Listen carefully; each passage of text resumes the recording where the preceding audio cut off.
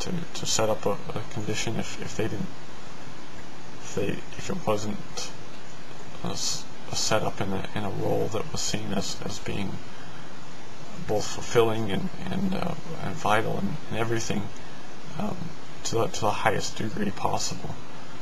And you know, this will all kind of determine the fitness, because it's not merely you know, their capacity and competency to act as members of society, but the capacity to pass on and to reproduce and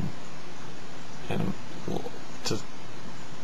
I'm going to kind of get to the core of this, because this evening I was looking through some websites, and I came upon one that talked about declines and falls of civilizations, and it was looking at some ancient civilizations, and it was talking about, you know, what it perceived as possible causes for the falls of different civilizations. You know, everything from the Maya to the Mesopotamian civilization to Mali and trying to remember some of the other ones. You know, had stuff in Africa and all over the world. And at one point in these articles series, it had a litany of things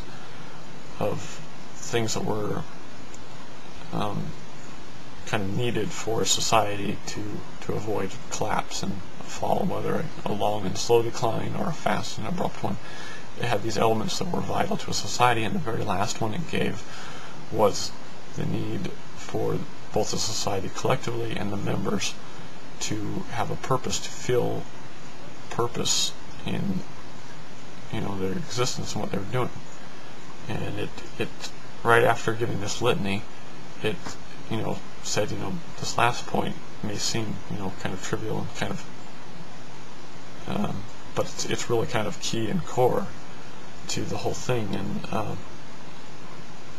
this is one of the core dangers I see in your view, in this overall view regarding the family. It's why I see the family as a kind of a panacea, because it's tied to purpose. It's tied to will and conviction, and it's tied to the faith that humanity is worth continuing, and worth continuing as best as we possibly can, you know, can come to. Finally, on your point of burning the wick faster, I'd ask if, you know, if humanity is worth perpetuating for us as long as it can be perpetuated. If it's worth having faith in and the innate goodness in humanity, then why not burn the wick with all the intensity and earnest witness we can muster? Now, I'd ask you, before I get too far into this, to not prejudge what I'm going to say, but to hear me out on this.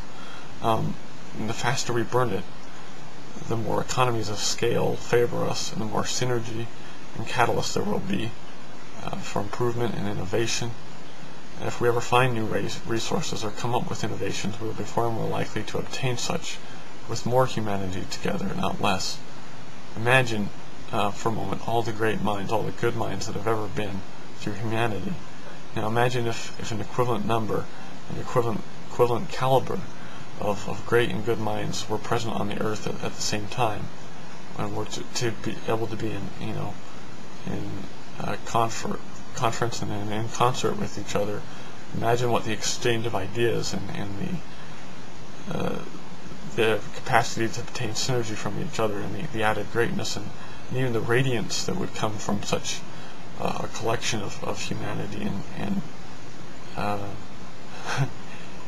you know, innovation and ingenuity, and how that would radiate to humanity as a whole and kind of raise the whole of a larger humanity.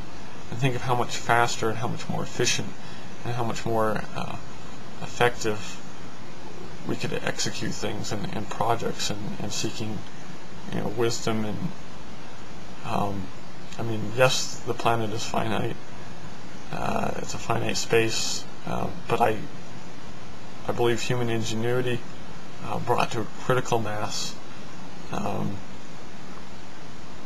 and just humanity in general, I believe, to be really our only hope to, you know, overcoming the end of the bottle we would reach, or, you know, the bottom we would reach. Whether or not we will, I believe that our only hope of overcoming, you know, the limitations of our resources would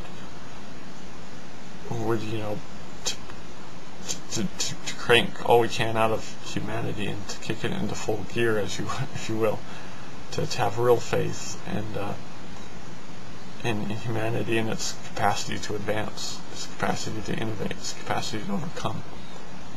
And I say let's, you know, have kids and raise them best we can and create a critical mass. And you know, if we're going to go out, and again, I don't wait till I get to the end of this before you completely judge me and consider me officially nuts and crazy. But you know, I kind of rather like to go out in one kicking party than to end up as some sparse, you know, hollow collection of remnant of humanity that's kind of been strung out. You know, if we go, I say we go with a bang, that we have faith in humanity, and I believe that faith will create returns and create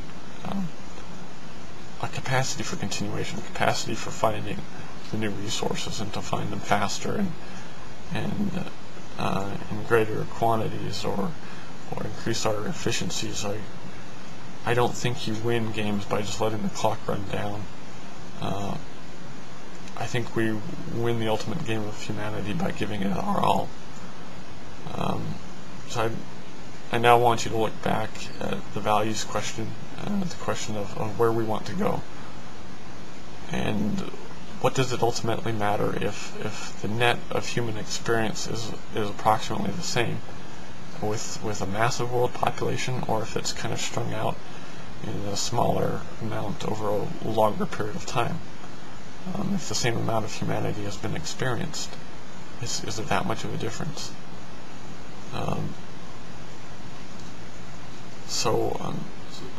And I say, if you know the experience is not much off, if there's not much of a difference, either time-wise or happiness-wise, why would we protract it?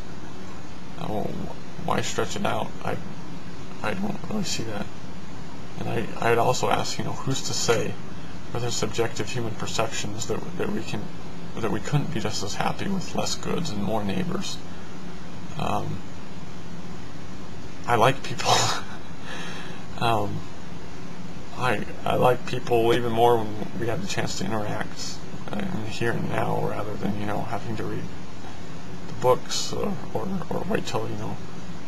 I'd like to see a mass of great thinkers, scientists, and intellectuals, rather than, you know, wait several generations for my grandchildren to read their collective works.